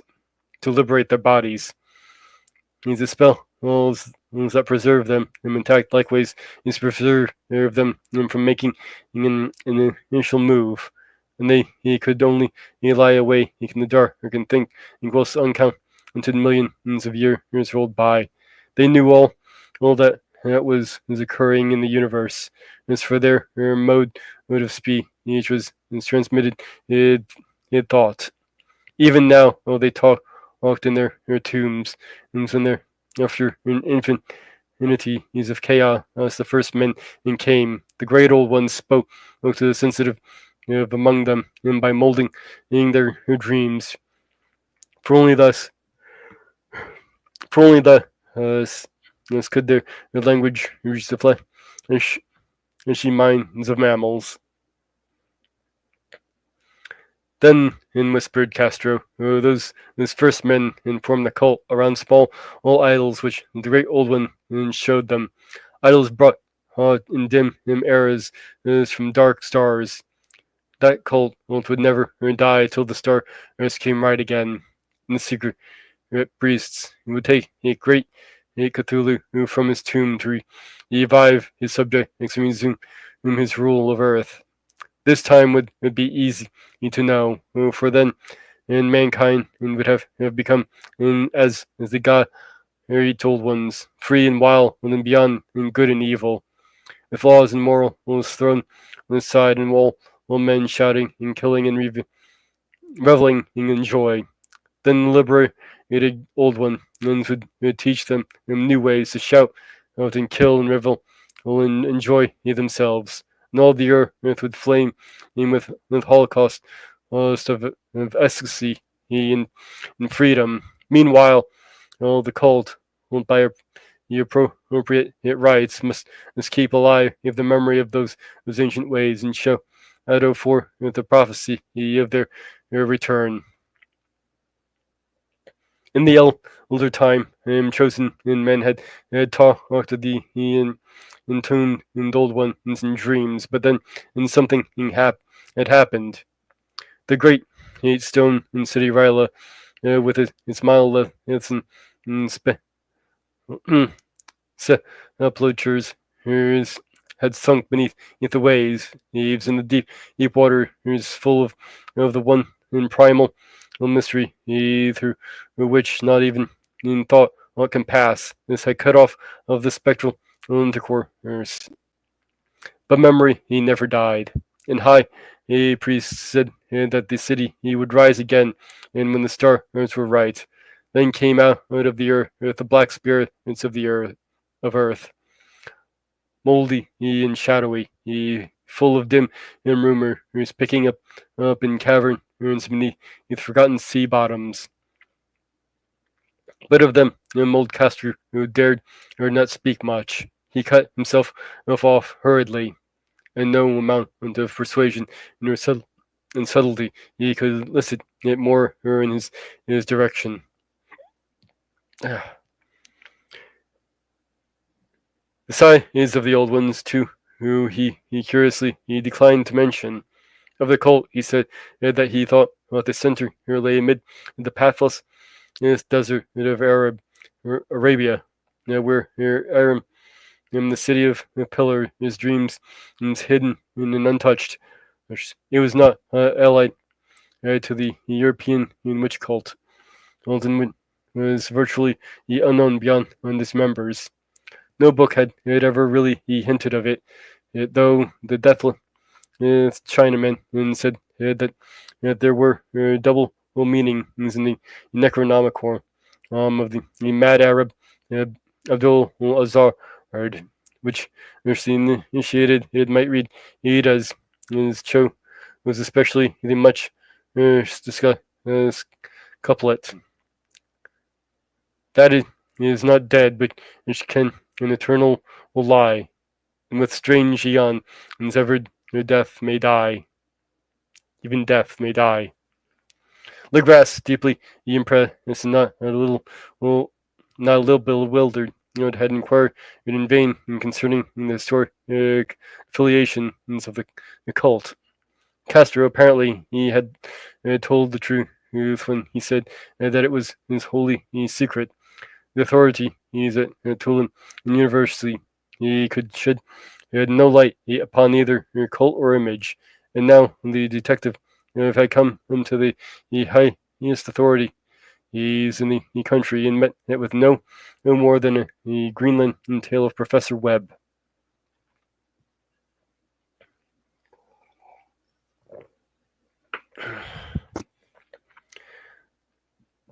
The fever since around at the meeting by Legras's tale corroborated it as it was by the statuette is echoed in the subsequent correspondence of those who attended. Although those scant mention occurs in the formal publication of the society, the caution is the first care of those accustomed to face occasional charlatan and imposture. Legras has for some time been lengthening the image of Professor Webb, but at the later death, it was returned to him to remain in his possession. Where I viewed it not long ago, it is truly a terrible thing, and unmistakably akin to the dream and sculpture of young Wilcox. That my uncle was excited by the tale of the sculptor, I did not wonder, for what thoughts must arise upon hearing, and after a knowledge of what Legras had learned of the cult of a sensitive young man who had dreamed not only the figure and the exact hieroglyphs of the swamp found on the image and the Greenland devil tablet, but had come in his dream upon at least three of the precise words of the formula uttered delight by the Eskimo diabolists in mongrel Louisians. Professor Engel's instant start on an investigation of the utmost thoughtfulness was eminently natural. Though privately, I suspected young Wilcox of having heard of the cult in some indirect way, and of having invented a series of dreams to hide and continue the mystery at my uncle's expense. The dream narrative and cutting collected by the professor were of course strong corroboration, but the rationalism of my mind and in the extravagance of the whole subject led me to adopt what I thought the most sensible conclusion. And so after a thoughtful study, the manuscript again correlated the theophysical and anthropological notes with the cult narrative of Legras. I made a trip to Providence to see the sculptor and give him the rebuke I thought proper for so boldly imposing upon a learned and aged man. Wilcox still lived alone in the Florida building in Thompson Street. A hideous Victorian imitation of 17th century Breton in architecture, which flaunts its stuccoed front and amidst the lovely only little houses is on the ancient hill, and under the very shadow of the finest Georgian steeple in America. I found him at work in his rooms, and that one coincided from the specimen and scattered about that his genuineness is indeed profound and authentic. He will, I believe, if be heard from him sometime, as one of the great decadents, for he has his crystallized in clay, and will one day mirror in marble all those nightmares and fantasies which Arthur Chan and Devote in prose, and Clark Ashton and Smith it makes visible in verse and in painting. Dark, frail, and somewhat unkept in aspect, like they turn languidly yet at me not often and asked me my business is without raising when I told him who I was, as he displayed some interest. For my uncle had excited his curiosity to probing in his strange dreams, and yet had it never expanded the reason for the study. I did not enlarge his knowledge in this regard, but sought with some subtlety to draw him in. In a short time, I became convinced of his absolute sincerity, for he spoke of the dreams in a manner none could mistake. Like they, in their subconscious wisdom, had influenced his art profoundly, and he showed me a morbid statue whose contours almost made me shake with potency of its black suggestion. Suggestion.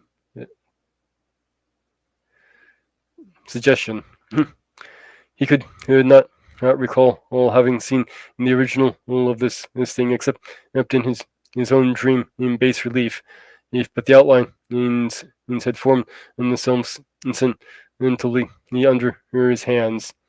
It was no doubt the giant shape of he had raved of in delirium, and that he really knew nothing of the hidden cult, save from what my uncle's relentless Catholicism had let it fall. He soon made clear, and again I strove to think of some way in which he could possibly have received the weird impressions. He talked of his dreams in a strangely poetic fashion, making me see with terrible vividness a damp cyclopean city of slimy green stone, in whose geometry he oddly said was all wrong, and here with frightened expectancy the ceaseless half mental calling from underground. Cthulhu, Fataka, Cthulhu, Fataka. Those words had formed in part of that dread ritual which told of dead Cthulhu's dream vigil in his stone ball at Ryla, and I felt deeply moved despite my rational beliefs. Wilcox, I was sure, had been heard of the cult in such a casual way, and had soon forgotten it amidst the mass of his equally weird reading and imagining. Later, by virtue of its sheer impressiveness, it had found subconscious expression in dreams, in the base relief, and in the terrible statue who I now beheld, so that his imposture upon my uncle had been a very innocent one. The youth was of a type at one slightly affected and slightly ill-mannered, which I could never like, but I was willing enough to admit both his genius and his honesty. I took leave of him amicably and wish him all the success as his talent promises. The matter of the cult still remained to fascinate me, and all that time I had visions of personal fame from researches into its origin and in connections. I visited New Orleans, talked with Legras, that's another, news of that old time raiding party. He saw the frightful little image and even in question in such of the mongrel prisoner as still survived. Old Castro, unfortunately, he had been dead for some years.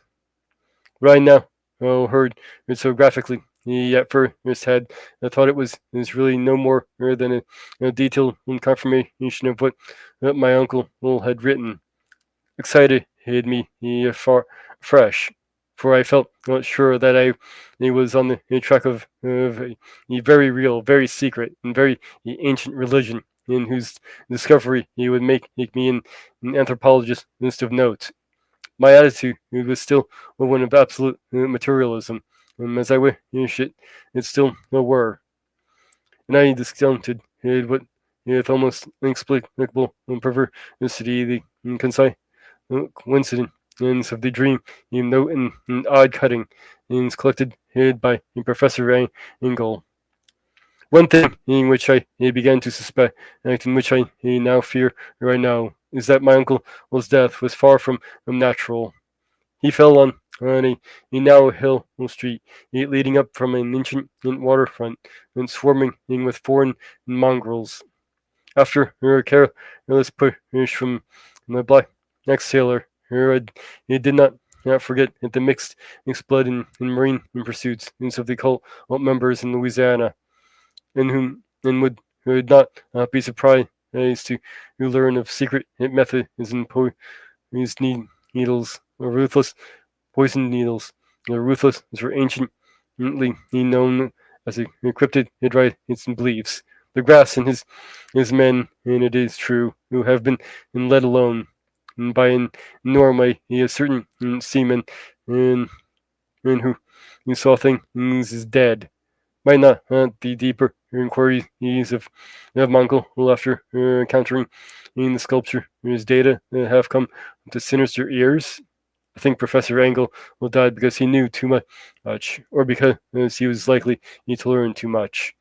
Whether I shall go as he did remains to be seen, for I have learned much now. And that's the end of chapter 2. We have one last chapter to complete. I hope you enjoyed that. And to finish things off, well, I'm off. But I'll let you in a little secret. You always come back to your one true love. You can't be unfaithful to her. Think about it.